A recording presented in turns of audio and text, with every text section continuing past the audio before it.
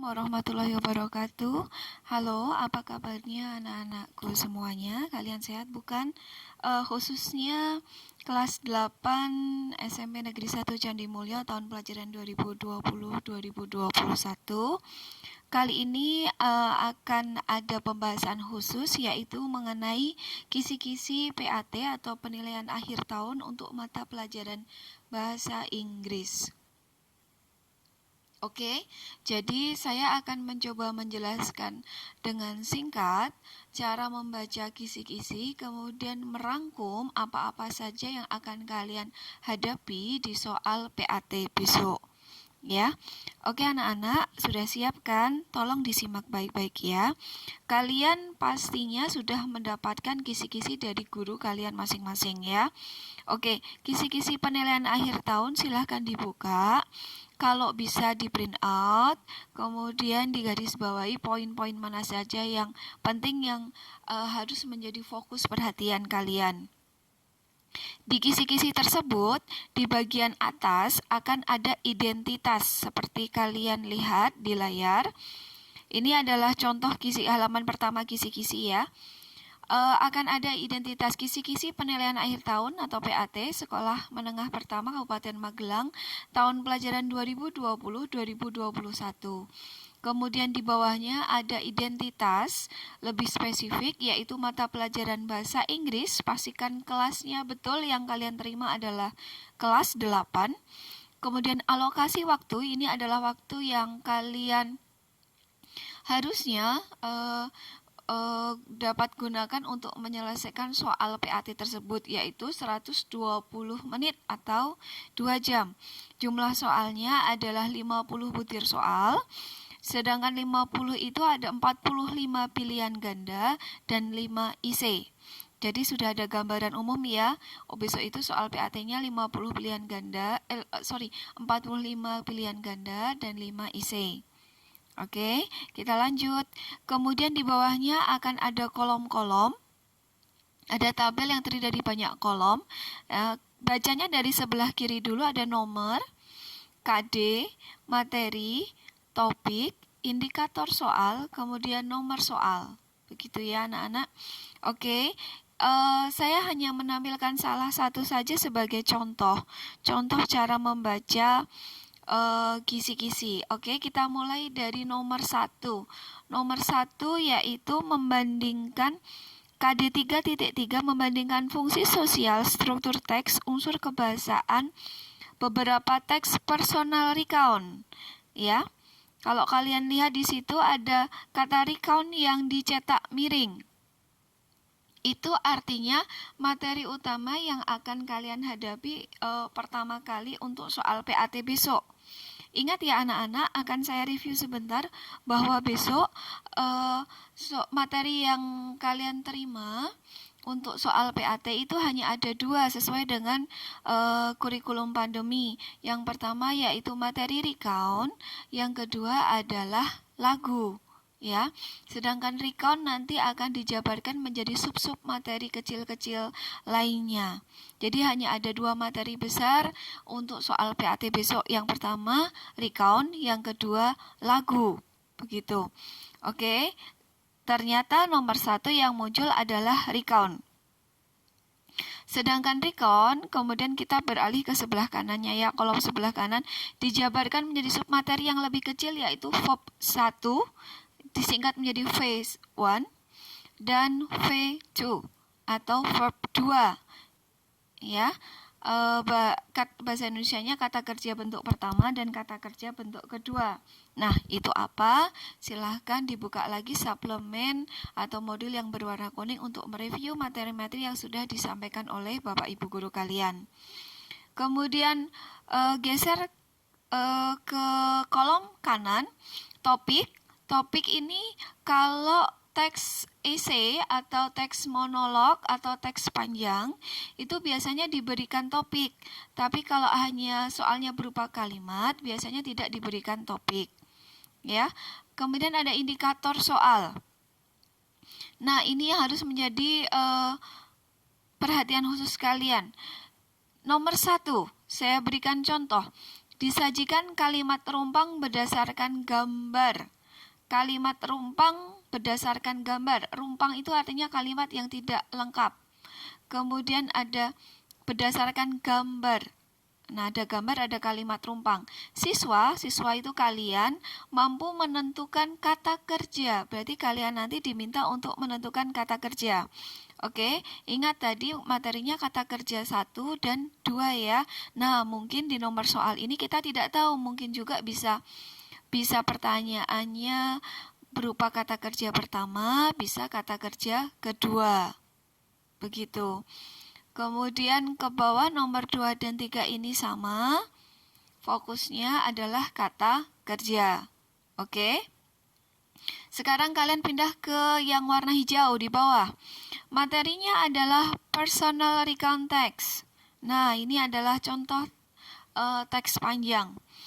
Nanti soal nomor 4 sampai 7 itu berarti kalian akan disediakan sebuah teks recount yang topiknya kalian lihat di bawah itu memalukan. Berarti topiknya tentang sesuatu hal yang memalukan, ya. Kemudian contoh indikator soalnya nomor 4, disajikan sebuah teks recount tentang pengalaman pribadi. Jadi nanti ada teks recount tentang pengalaman pribadi yang memalukan tadi. Siswa atau kalian dapat menentukan gambaran umum. Oke, berarti poin pentingnya di sini adalah nomor 4. Nanti yang ditanyakan adalah gambaran umum. Dan seterusnya silahkan kisi-kisinya dijembreng sendiri, kemudian diperhatikan untuk indikator soal, digarisbawahi poin-poin penting yang harusnya menjadi perhatian khusus kalian. Contohnya tadi nomor 1 adalah kata kerja, ya kan, di indikator soal. Menentukan kata kerja, berarti saya harus mempelajari kata kerja. Kemudian nomor 4, menentukan gambaran umum.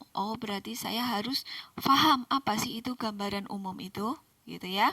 Oke, anak-anak, nanti seterusnya akan saya berikan contoh-contoh soal yang merupakan rangkuman dari indikator soal dari PAT yang sudah kalian dapatkan, dari kisi-kisi PAT yang sudah kalian dapatkan.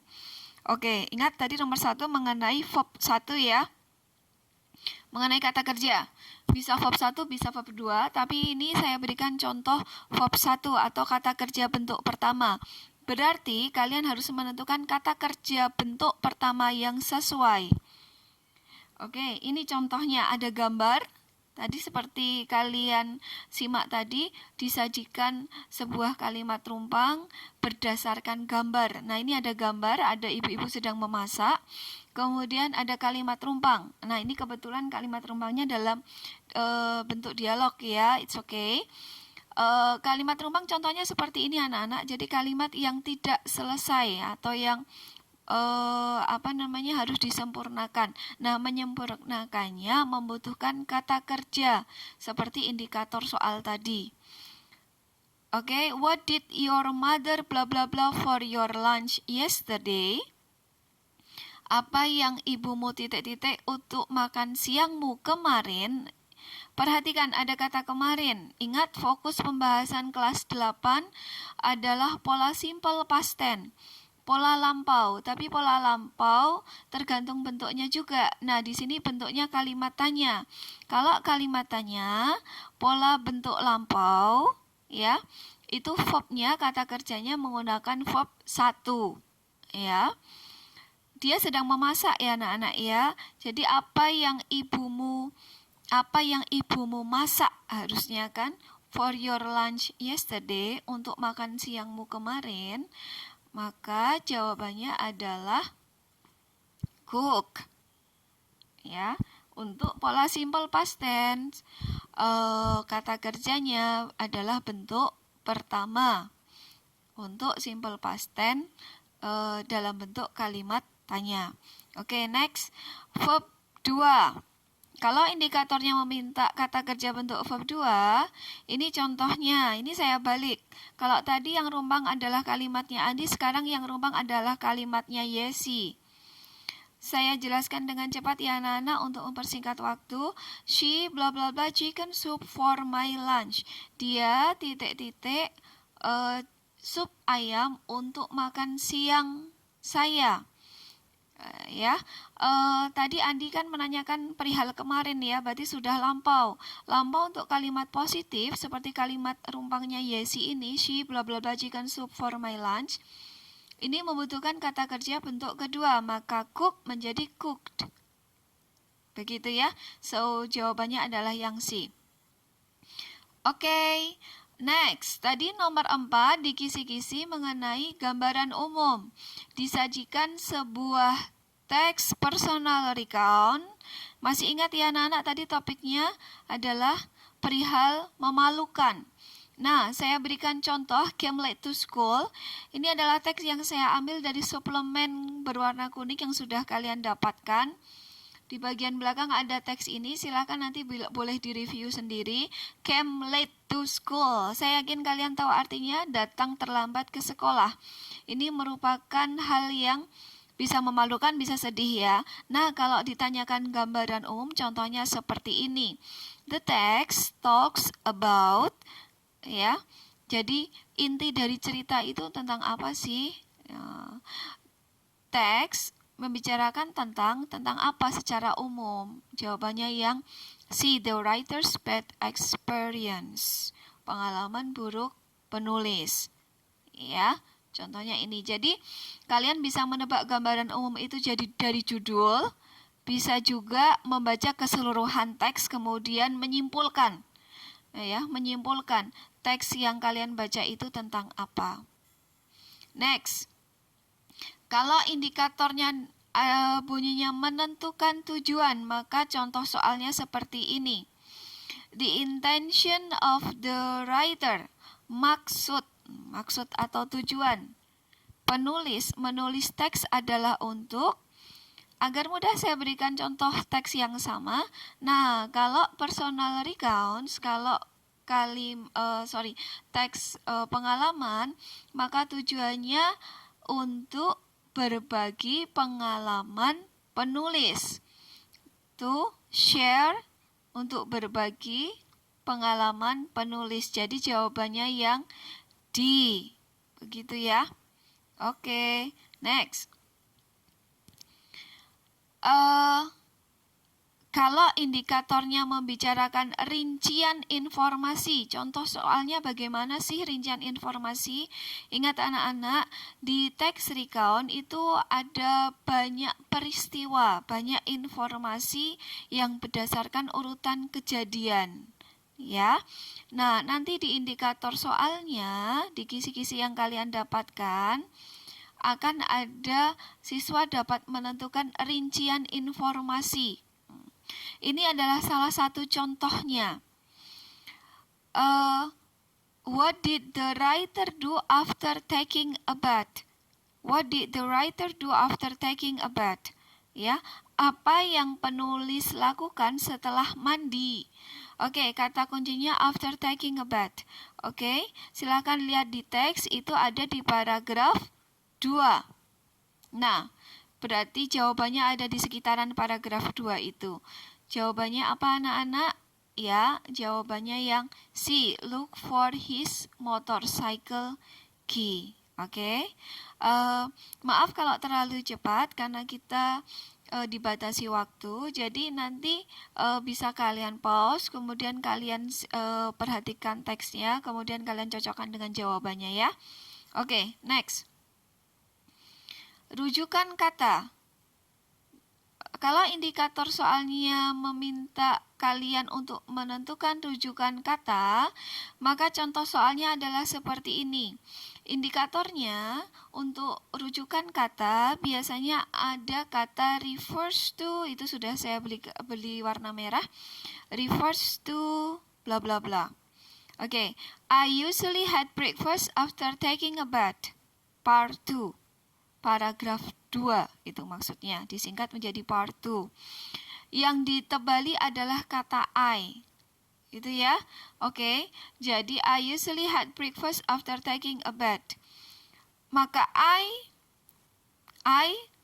di sini refers to the word I in the text. Kata I di dalam teks, kata saya di dalam teks merujuk kepada atau maksudnya adalah gitu ya. Siapa? Saya. Saya di teks ini itu apakah kamu, apa penulis, atau guru, atau the writer's friend, teman penulis. Ya, kata I di dalam teks itu selalu penulis, karena yang memiliki pengalaman itu adalah penulis, bukan kalian. Kalau kita atau kalian itu sebagai pembaca, gitu ya.